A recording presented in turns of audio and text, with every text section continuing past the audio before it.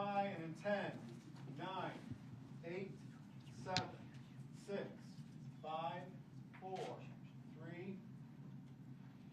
All right, good afternoon, everyone. Welcome here to the Orange County Emergency Operations Center in East Orange County. I'm joined today by several individuals. We have Division Chief Laura Lee Avery, who is our Emergency Operations Director, and also the Emergency Operations Center Manager, Mr. Carlos Durden. We have from FEMA, Mr. Charles Williams, from the Orange County Public Schools, Mr. Scott Howard, and also we have representatives from the Salvation Army and the Red Cross who are joining us this afternoon. A short time ago, I extended the state of local emergency here within Orange County for another 7 days.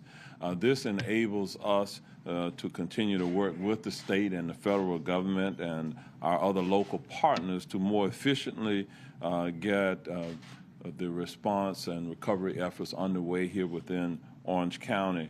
I do want to share with you from the very beginning today. I'll share the bad news first, and then we'll kind of transition to the better news within our county.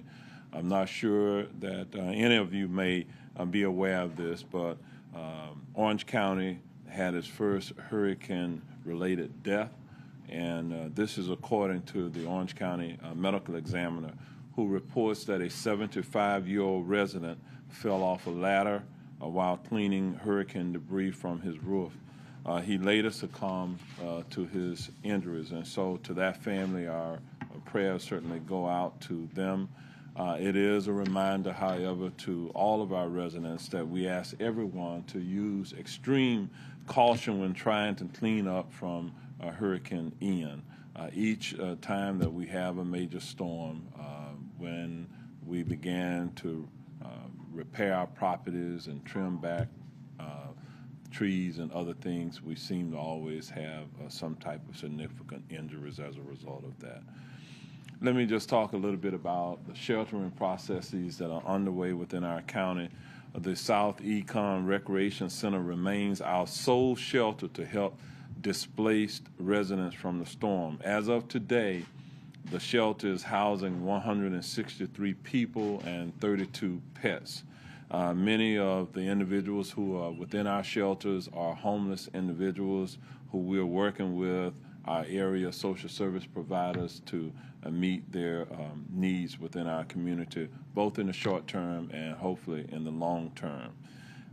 We have the capacity at that particular shelter to house 220 individuals, so as we have now seen the numbers increase within the last few days, that is something that we are monitoring very closely.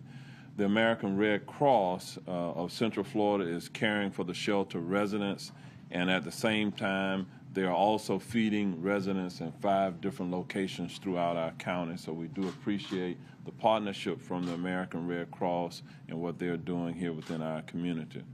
As many of you may know, yesterday, FEMA opened a local disaster recovery center to serve residents impacted by Hurricane Ian. Orange County's disaster recovery center is located at the Barnett Park, which is on West Colonial in the western part of our county. In its first day, FEMA served 109 residents with issues related to recovery from the hurricane. The center is partnered with local and state agencies to provide a one-stop shop for individuals or businesses that need help recovering from the storm. At this location, you'll be able to meet with FEMA representatives, the Small Business Administration, the Florida Department of Children and Families, and many others to meet the needs of our families within our community. As a reminder, the Orange County Disaster Recovery Center is open 7 days a week between the hours of 9 a.m. to 6 p.m. at Barnett Park on West Colonial Drive. At this time, they plan to be there for at least a week, so we urge you to visit the center as soon as possible if you are in need of individual assistance related to Hurricane Ian. I want to talk about debris removal. We know that some of the garbage and yard waste pickups have backed up within our community, but debris removal is continuing in full force, and contractors were out this weekend working on hauling away remnants of Hurricane Ian. We have debris removal teams in every area of unincorporated Orange County, and our crews have been working 7 days a week since the storm passed through the area. Through Sunday, 6,000 cubic yards of debris, both vegetative and construction or demolition debris, have been cleared from our neighborhoods. As of this morning, we are estimating a total of 50,000 cubic yards of debris is still needed to be hauled away in Orange County during the coming weeks. It is estimated that it will take 5 to 6 weeks to remove the remaining debris from our county as our crews are clearing roughly 2,000 cubic yards a day. A reminder to everyone, please keep the sidewalks clear so that children and others who need to walk on the sidewalks on the way to the school, bus stops, etc., have the free opportunity to do so. I want to talk about our utilities. A lot during this storm has been said about the loss of power, issues related to flooding, etc. But from Saturday, after the storm through this past Saturday, over 38,000 tons of materials, including vegetative waste, construction and demolition debris, and household garbage, are delivered to our Orange County solid waste facilities. And to put that into perspective, this is 57% more tonnage than at the same time last year. During the Saturday to Saturday time period, staff serviced over 12,700 customers, which is a 44% increase in customers compared to the same relative period of time last year. Over 3,000 residents delivered hurricane-related waste to our county waste facilities at no charge ahead of the several days following the hurricane. Let me just share a little bit more good news with you. As an aside, utilities officials also monitor the amount of COVID in our wastewater system. And the better news is that COVID-19, while it is still alive and well, is trending low within our community at all 3 of our wastewater facilities. The concentrations are between 100,000 and under 400,000, which are significantly lower than the peak, which was at 18.7 million parts per million at the beginning of this year. We're continuing the regular monitoring program to ensure that we can continue to provide adequate services as it relates to COVID-19 within our community.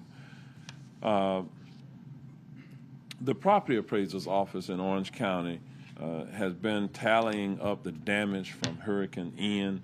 Damage assessment teams have verified that over 1,500 properties, including residential, commercial, and mobile home properties, have reported damage. Out of the over 1,500 properties, nearly 1,100 sustained some sort of significant damage. The total damage estimate to county properties today is estimated at $188.8 million. The number will likely continue to increase in the coming days as additional damage will be reported. Florida's Department of Children and Families have approved the federal government to start implementing the Disaster Supplement Nutrition Assistance Program. Some people refer to that as the DSNAP program. Again, the Disaster Supplement Nutrition Assistance Program. DSNAP provides food assistance for individuals and families impacted by Hurricane Ian and who are not receiving food assistance benefits through the regular SNAP program. I want to report to you that starting next Monday, a week from today, October 17th, DSNAP registration will begin in Orange County. We will have more details on our social media platform and through our website at ocfl.net/Ian. And with that, I'm going to ask Division Chief Avery to come up and give you a report, an updated report, weather report, as well as a report out of our Emergency Operations Center. And then we do have, again, Mr. Charles Williams from FEMA. He's looking the other way, but he's here. If you have any questions for FEMA, we'll open it up for questions, and the same goes for the Red Cross. If you have any questions for them, they are here to answer questions. And if there's any Spanish-speaking media, we have the ability to provide some translation for the Spanish-related questions. And so we're going to open it up at this time to Division Chief Avery. Good afternoon. So we, as part of our partnerships here in Orange County, we stay in constant contact with the National Weather Service. So we did get a briefing this morning about an hour ago, and we are expecting anywhere from a ½ inch rain to an inch of rain over the next 72 hours. With that, we're also expecting a cold front to come in on Thursday evening, so some people will be able to enjoy some dry, cool air. Okay. Secondly, with that, I just can't talk enough about the partnerships here in Orange County. The mayor's mentioned the Red Cross, Salvation Army, but there are over 200 partners pulling together to be Orange County strong and make sure that we recover from this disaster as quickly as possible. So we are currently activated in our Emergency Operations Center at a level 2. So although we are here during the day, we work well into the evenings to make sure that any requests and any activities are being handled to get us back to normal as quickly as possible. And with that, I'll turn it over. Let me, before we do that, also look back. We do have the Salvation Army that's represented here as well, and forgot to mention that I have to give some thanks to all of our county commissioners. In the last week, they have really stepped up to assist our residents, and they've had numerous events from food to water to clothing distributions out in the community, and so we do appreciate all of their efforts as well. It is a team effort that we have underway, and it's indicative of what you see behind us at this point. So with that, why don't I just open it up for any questions at this point, and including of our partners here, our community partners. Question for you. How is the county doing right now with road repairs, drainage in certain areas? I reach out to Public Works. There's a lot that's been done already. There's some in progress. I think there's like one more road up and coming. But overall, how's that process been going? Overall, our Public Works has repaired most of the roadways that were impassable. We still have maybe one roadway, the Reams Road area, that we still have some water that is covering that particular area. But we have a long-term plan there that we have 90% of the design for the fix associated with that area that is coming to completion, and then we'll go to the construction and the road improvements that should, for the future, alleviate some of the challenges that we have with flooding in that area. So this is a work in progress that we have underway, but at this point, most of our roads, all with the exception of that one, is back open. Mayor, kind of talk about, we heard a little bit about the city's procedure last week, but talk a little bit about the Orange County's procedure in terms of flooding, or like the backup of sewage, what your procedure is for the residents of Orange County. Okay. We're fortunate that all of our pump stations are operational, and at this point, we do not continue to see any spills being reported within the unincorporated area of the county, but it is something that we continue to monitor. Our utilities director, is Ed back there? I don't see him back there, but otherwise I would have him come up. But at this point, that is something that is working itself out within our community.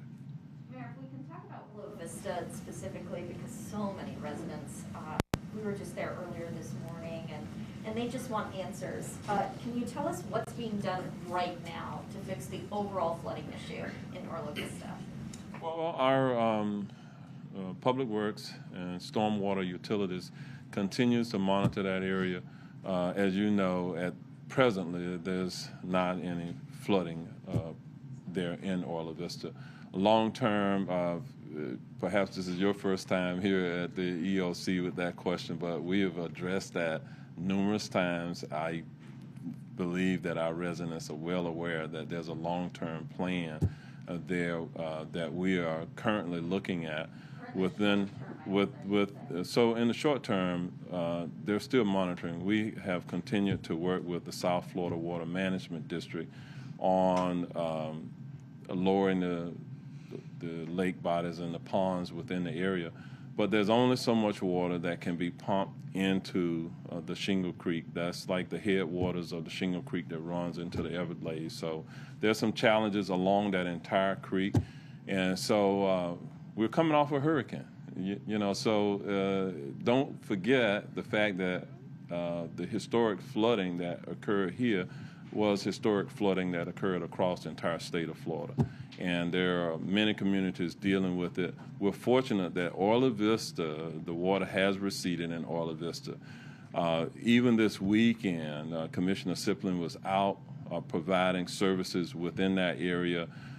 We have crews that have been out who've been removing the debris out of that area, and FEMA has been on the ground in the Orla Vista area dealing with the current and the immediate needs of the residents that are there. And so Orla Vista, in terms of the flooding, that's a long-term plan of action that the county has on the way. We are reviewing those plans today to make certain that they are sufficient going forward should there be another storm that will come through. You heard Chief Avery mention that there's another rainstorm coming out there, but fortunately it's only a small amount of water is likely going to be received here within our area. So the long-term strategies are going to take time, and we will be working with our federal and our state partners on those long-term solutions. ¿Qué respuesta le puede dar a los residentes que aseguran que esto pudo prevenirse si se hubieran hecho los trabajos necesarios desde el último huracán Irma? What response can you give to residents who are alleging that this could have been prevented should work have been done after the passage of Irma? We've addressed that as well, so I'm just, at this point, it's a hurricane that we happen. And there, as I've said, there's likely no storm water system that could have handled the magnitude of the rainfall that we had within our community. So it's something that happened once in, the experts say once in 500 years, 500-year flood. So that's extraordinary. So don't lose perspective of the fact that it's extraordinary. And I forgot we were doing this in Spanish, so. En resumen, no podemos perder de perspectiva que esto ha sido una inundación histórica que sucede cada 500 años y que no había sistema que pudiese soportar la cantidad de agua y de lluvia recibida. Y indica que ha respondido a estas preguntas anteriormente, así que hacemos referencia a las pasadas conferencias de prensa.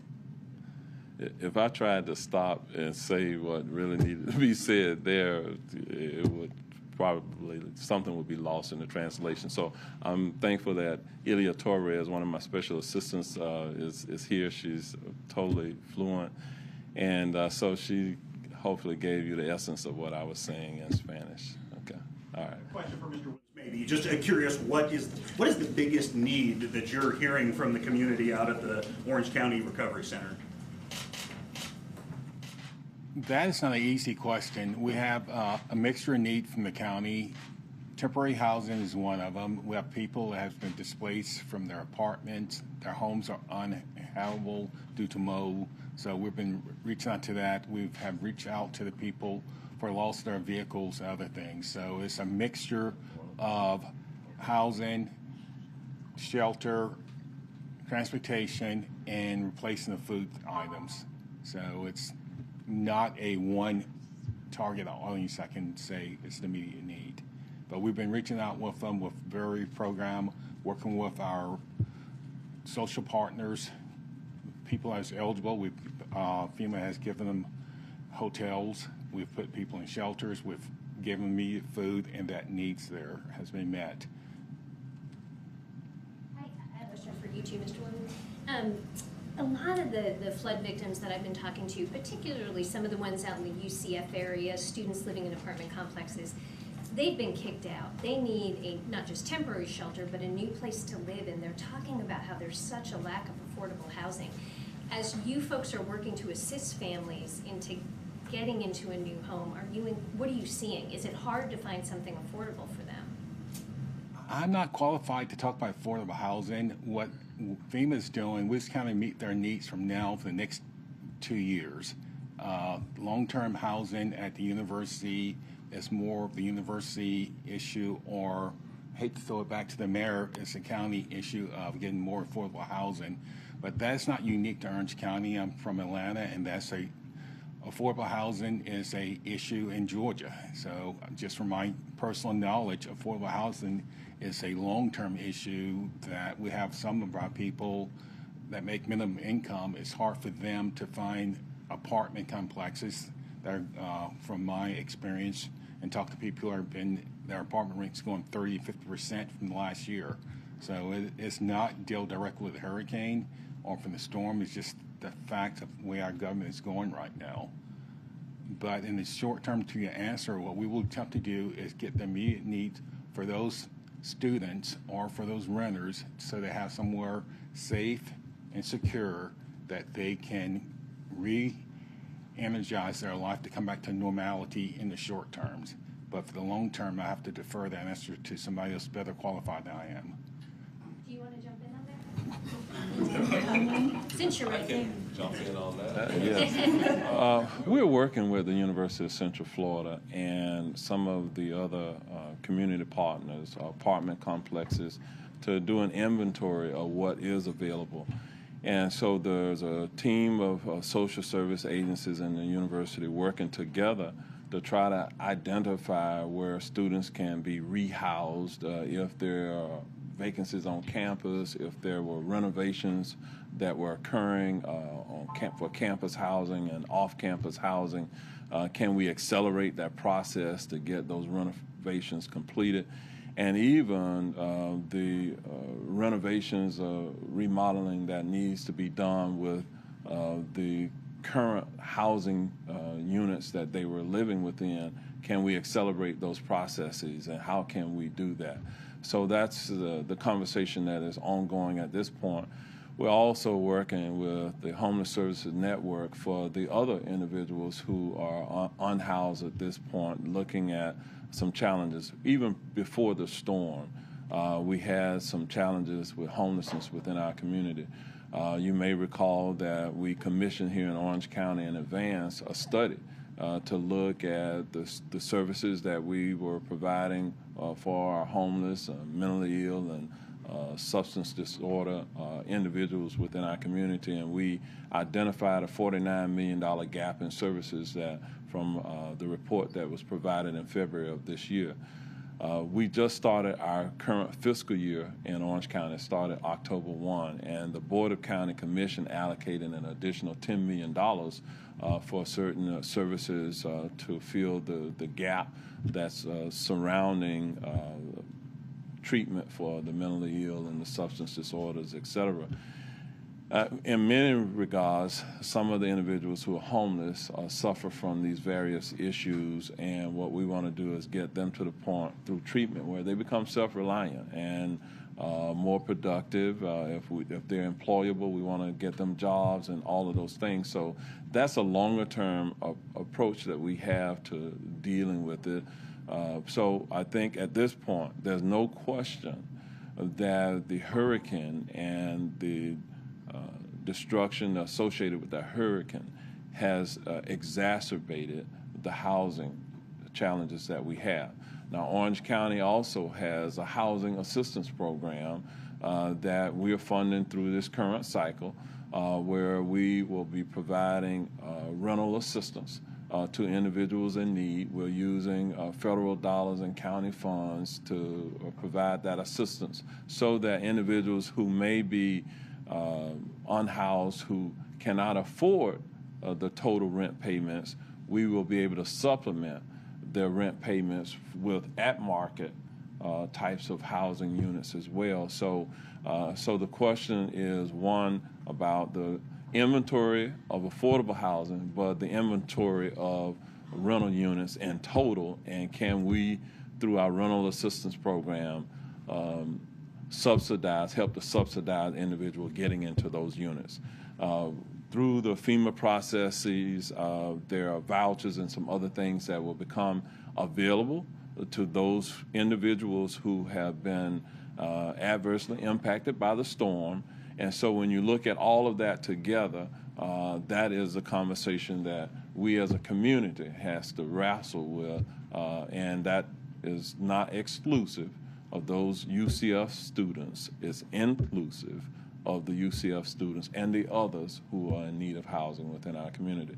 I got a report today that in terms of hotel space, some of the individuals who have been unhoused because of the hurricane are being sheltered in hotel spaces, and we have 64% occupancy today of what the total inventory of hotels here within the area.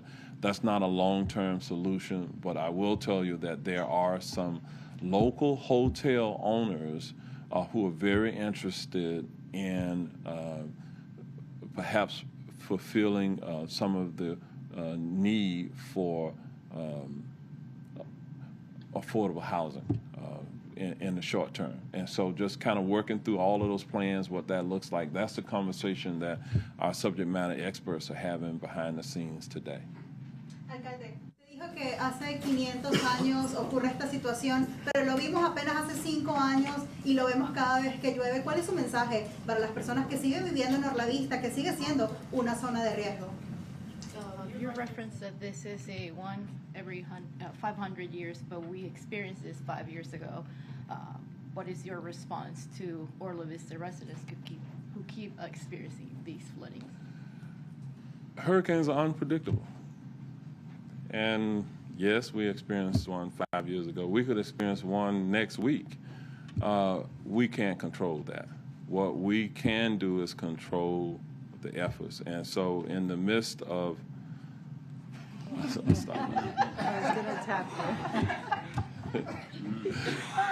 huracanes son impredecibles. Experimentamos uno hace 5 años y bien podemos experimentar uno la semana que viene. Okay. So we had what we believe was a long-term fix for Orla Vista, but before that could be implemented, we had a storm that was unpredictable. Queremos tener lo que es un plan a largo plazo, pero antes de que pudiera haber sido implementado, experimentamos el paso de la tormenta. Orla Vista is a community that is 60-plus years old. Orla Vista es una comunidad que tiene aproximadamente más de 60 años. And because of global warming, a lot of things, we're seeing an increased number of storms throughout the world.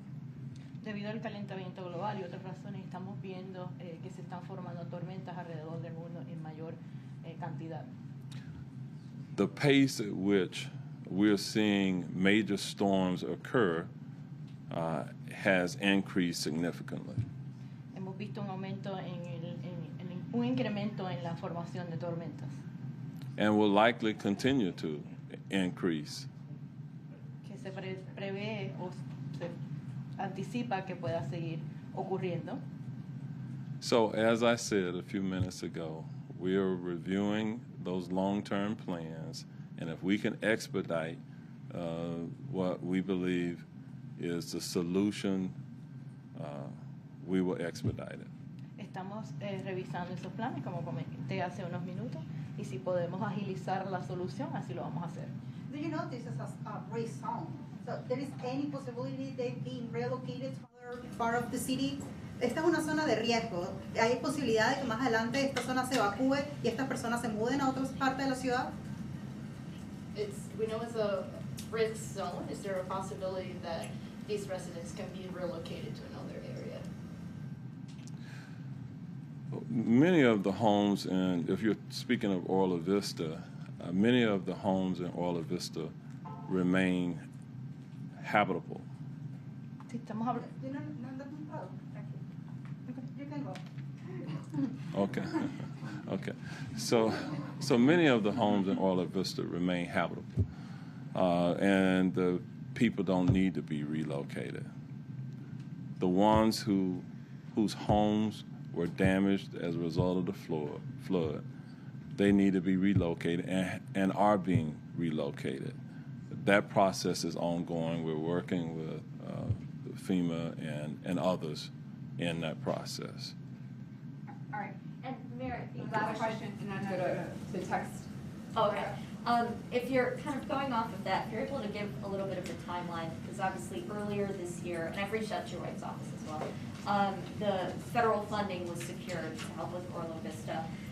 So for those drainage improvements, when was that supposed to start? Did that project already start? And is Ian impacting the timeline at all? So why don't I refer you to our Public Works Department with those very specific questions.